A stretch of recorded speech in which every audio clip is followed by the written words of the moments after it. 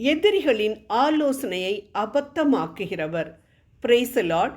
தன் மகன் அப்சலோமுடன் இருக்கும் சதிகாரருள் அகிதோபாலும் ஒருவன் என்று தாவீதுக்கு அறிவிக்கப்பட்ட பொழுது, தாவீது, ஆண்டவரே, உம்மை வேண்டுகிறேன், அகிதோபால் மூடத்தனமான ஆலோசனையை அளிப்பானாக என்றார் என்று நாம் 2 சாமுவேல் 15:31 வாசிக்கின்றோம்.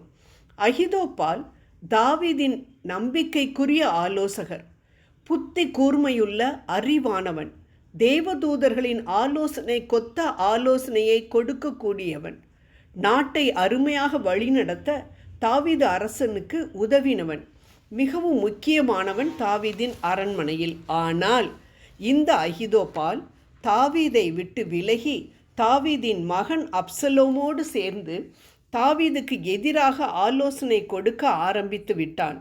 சாமர்த்தியம் இல்லாத தன் மகன் அறிவு சார்ந்து எடுத்த முடிவுகளை பார்த்த பொழுது தாவீது ஆச்சரியப்பட்டு விசாரித்த பொழுது அவனுக்கு பின்னால் அறிவாளியான அகிதோபால் இருப்பதை அறிந்து கொண்டார். இந்த அகிதோபால் தனக்கு எதிராக எதிரணியில் சேர்ந்து விட்டான் என்பதை அறிந்துதான் அவர் இவ்வாறு ஜெபித்தார் என்று நாம் அறிய முடிகிறது. நாம் ஆண்டவரை நெருங்கி போகும் பொழுது சில சமயம் துன்பங்கள் வந்தாலும் அதன் நடுவில் நம்மை அபரிமிதமாக ஆசீர்வதிப்பார் என்பதுதான் விவிலிய உண்மை. அதனால் பொறாமை கொண்டு நமக்கு எதிரிகள் பெருகுவர் என்பதும் உண்மை. அவர்கள் மிகவும் புத்திசாலிகளாக வஞ்சனையாக நமக்கு எதிராக ஆலோசனை செய்வார்கள் என்பதும் உண்மை. சில வேளைகளில் நாம் வேலை பார்க்கும் இடத்தில் அல்லது தொழிலில் இருக்கும் இவர்களோடு நம்மை ஒப்பிட்டு கூட பார்க்க முடியாத நிலையில் சாமர்த்தியசாலிகளாக நடந்து கொள்வார்கள். உலக பிரகாரமான மிகுந்த அறிவோடு இப்படிப்பட்டவர்கள் ஒன்று சேர்ந்து கொண்டு உங்களுக்கு எதிராக போரிடலாம். ஆனால் ஆண்டவரின் பிள்ளைகளாகிய உங்களுக்கு அவர்களோடு போட்டி போடும் திறமை இல்லாவிட்டாலும் உலகில் இருக்கும் அவனை விட என்னில் இருப்பவர் பெரியவர், 1 யோவான் 4:4 என்று நம்பி ஆண்டவரிடம் ஆலோசனை கேட்டால் மிகவும் அருமையான வெற்றி பெறக்கூடிய ஆலோசனையை அவர் தருவார் என்பதில் சந்தேகம் என்றில்லை.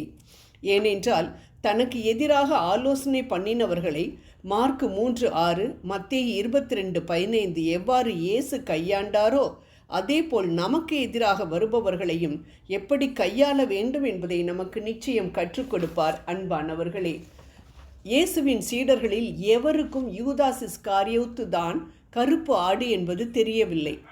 அவ்வளவு சாமர்த்தியமாக அவன் செயல்பட்டான். ஏன்? மிகவும் தந்திரவாதியான பிசாசு அவனை ஆட்டுவித்து கொண்டிருந்ததினால். இவனை போன்று மிகவும் சாமர்த்தியமாக முதுகில் நான் குத்துகிறேன் என்பதை சிறிதளவும் காட்டிக்கொள்ளாமலே நம் முதுகில் குத்தக்கூடிய மனிதர்களை நாம் இவ்வுலகில் பார்த்து கொண்டுதானே இருக்கின்றோம். எஜமானனே என்று அழைத்து காட்டி கொடுத்து முத்தமிட்ட யூதாஸ் இஸ்காரியத்தை போல இவர்களும் நம்மோடு இனிக்க இனிக்க பேசுவார்கள், நம்முடன் ஒட்டி உறவாடுவார்கள், மிகுந்த கரிசனையுள்ளவர்கள் போல் நடந்து கொள்வார்கள். இம்மி அளவு கூட இவர்கள் மேல் நமக்கு சந்தேகம் வராதபடி நடந்து கொள்வார்கள். நாம் எச்சரிக்கையாக இருக்க வேண்டும் மற்றும் நம் தேவனை தவிர யாரையும் நம்பக்கூடாது என்பதை இதிலிருந்து தெளிவாக அறிந்து கொள்ளலாம். அன்பு பாசத்திற்கு இவ்வுலகில் ஒரு சிறந்த எடுத்துக்காட்டு தாய் அன்புதான். ஆனால் ஏசாயா 49:15 நாம் பார்க்கிறோம், தாய் அன்பு கூட பொய்த்து போகலாம் என்று. ஆம், பெற்ற தாய் மேலேயே நம்பிக்கை வைக்கக்கூடாது என்றால் மற்றவர்கள் எல்லாம் எம்மாத்திரம். இப்படிப்பட்டவர்கள் நமக்கு கொடுக்கக்கூடிய ஆலோசனை எப்படி இருக்கும்? நம்மிடம் ஆலோசனை கொடுப்பது மாதிரி கொடுத்துவிட்டு நம்மை படுகுழியில் தள்ளிவிடுவார்கள். ஆகையால் யாரை நம்புவது என்று தெரியாமல் குழம்பி போயிருக்கும் நமக்கு ஒரே ஒரு வழிதான் உண்டு. அதுதான் ஆண்டவரிடம், ஆண்டவரே, எனக்கு எதிராக ஆலோசனை செய்பவர்கள் யார் என்று கேட்பதை விட்டுவிட்டு, ஆண்டவரே, எனக்கு எதிராக ஆலோசனை செய்பவர்களின் ஆலோசனையை குலைத்து போடும் என்று தாவீதை போல் ஜெபிக்கும் வழி. நமக்கு எதிராக ஆலோசனை செய்பவர்கள் நமது பதவியை பார்த்து திறமையை பார்த்து நம்மை எளிதாக வென்றுவிடலாம் என நினைக்கலாம். ஆனால் ஆண்டவரின் பிள்ளைகள் நாம். நமக்காக வழக்காட நாம் வானகத் தகப்பன் இருக்கின்றார். அவர் வழக்காடினால் நம் எதிராளிகள் ஒன்றுமில்லாமல் போவார்கள், அகிதோபாலை போல என்பது அவர்களுக்கு தெரியாது. செபம் செய்வோம்.